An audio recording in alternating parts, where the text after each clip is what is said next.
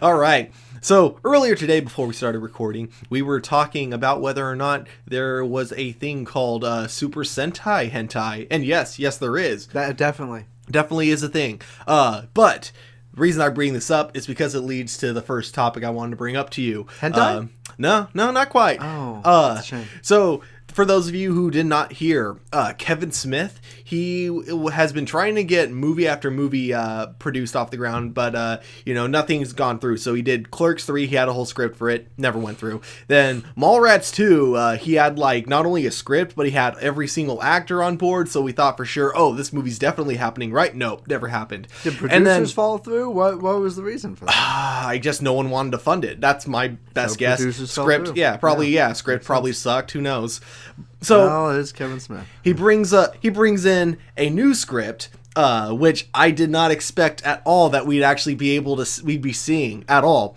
But it was called the Jay and Silent Bob Reboot. And the plot to this, it's basically the same plot as Jay and Silent Bob Strike Back, where basically there is a movie being made about Blunt Man and Chronic again. This is a reboot to the Blunt Man and Chronic film series, but it's a dark and gritty... The long-standing cinematic universe of Blunt Man and Chronic.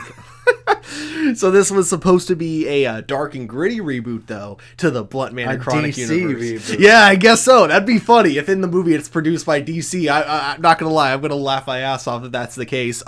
So the plot would revolve around Jay and Silent Bob going to Hollywood to once again try to stop this movie from being made. Just like and Jay and Silent Bob Strike Back. So basically the same plot. Actually a reboot. Basically. So this one, after hearing the plot synopsis of this, I'm like, okay, yeah, this is just another one that's not going to go through, but then something weird happened.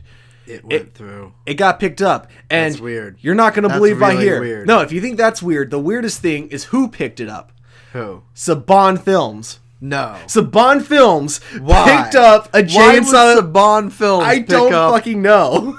Jay and No. So that's a joke. No, this is a thing. This is a thing that has happened. And so no, it's not. I think what people are going to bring up, to me is, Saban technically doesn't own Power Rangers anymore. It's now Hasbro that owns it, but he is still a huge producer in Power Rangers. He still gets a say in it. He still has a lot of clout. He doesn't get final say in it, but he still has a voice in Power Rangers. And, he not still just has a voice, he has the community's voice. Yeah.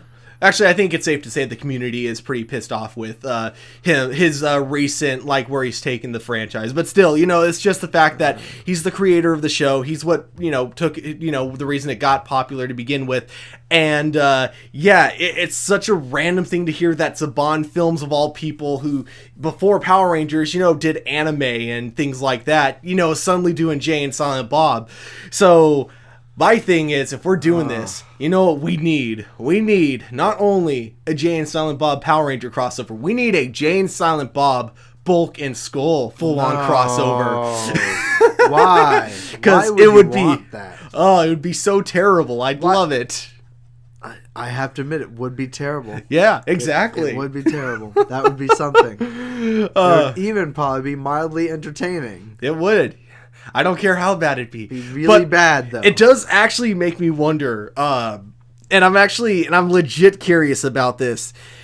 What are the chances, do you think, that this new Jay and Silent Bob movie is going to be PG-13 then? Because you look at every Kevin Smith movie that's in what he calls the Viewers universe, they've always had a hard R rating because they always have vulgar language. But now when you're being you're produced by Saban. Yeah.